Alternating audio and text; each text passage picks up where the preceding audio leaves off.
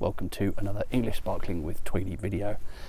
Sorry, I'm in a very familiar spot once again. I did look around for some different locations to sit, but all of the shady trees out in more open bits seem to have people lying down under them, so I've had to come back to this old stalwart. Earlier today I popped down to the centre of London and went to the John Lewis Foodhall there, which is a bit of an old stalwart as well for finding English sparkling at short notice. There is sometimes something very convenient about the very traditional process of actually just going to a shop rather than ordering things online. I surveyed what was on offer there. There's a few special offers on at Waitrose in general at the moment, which of course also includes John Lewis and their food halls. I'll show you what I bought actually. I think I managed to find 4 bottles, some of them perhaps a little bit taking a risk, going out on a limb.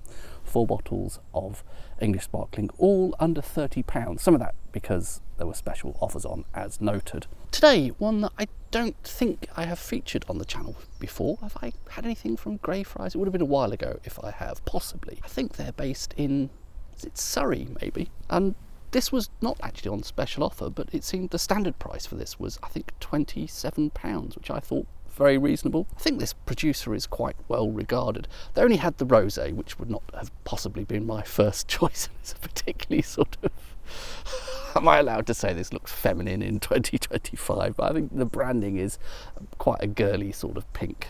I hope nobody is offended by that. It's a 2019 vintage. So I think having a named vintage from a, I believe, reasonably well regarded producer at under £30, the standard price, was quite surprising. So I suppose this is the North Downs, isn't it? From the North Downs. And it's 100% Pinot Noir. And they did say it was a bit of a difficult year, 2019. So perhaps that's why they're selling it cheap. This may not be their finest hour, but we'll give it a go, see what it is like. I have brought an ice bucket and stuff, but for now I'm hoping I can get away with the ice jacket. It was in the fridge at the shop, and then I had it at home in the fridge for another half an hour, just to try and undo the effects of carrying it back from the shop.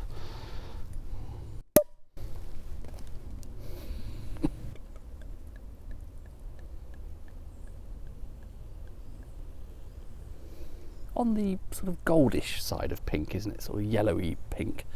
More of a blush really, not an obvious rosé in colour. The strange thing about my weird aversion to rosé is if this were sold as a Blanc de Noir, something made entirely from Pinot Noir, which it is, I would snap it up. That actually isn't that different from the sort of colour you often see in a Blanc de Noir rather than a rosé. So before any swirling, not getting much on the nose, I would say possibly a very light stone fruity sort of aroma there, a little bit of peach maybe,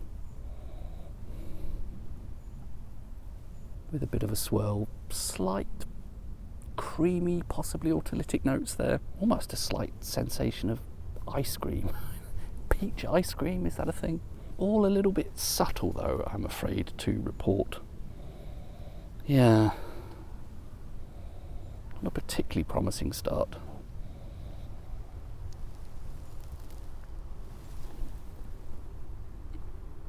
Not bad on the palate though, fresh, fruity. I think I'm getting more stone fruit there, quite a nice peach juice. There's probably more fruit to it than that, but the first thing that seems to spring to mind is peach, which is actually quite pleasant on the palate. Pretty shy on the nose, but nice on the palate.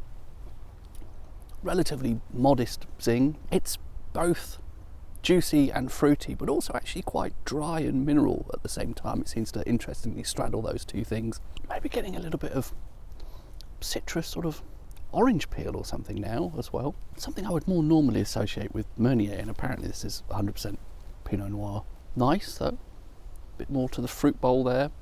There's probably some red berry fruit character in amongst that as well, but it seems like predominantly I'm getting stone fruit, peaches. I'm not even remotely complaining. That's a delightful note to get out of Pinot, and I suppose that's there on the nose. It's just really, really subtle. I think overall I'm happy with that.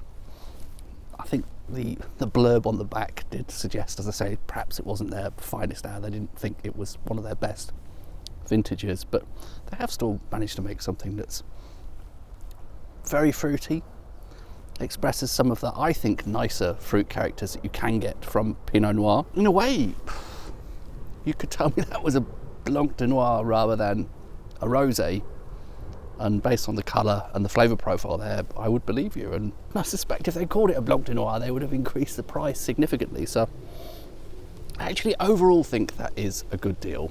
Perhaps it's not the best exemplar of Greyfriars, but I do think in itself pleasant. It's not going to set the world on fire, not earth-shatteringly amazing, but good, nice, fruity, dry, a bit mineral, very drinkable, very refreshing on a hot day like today.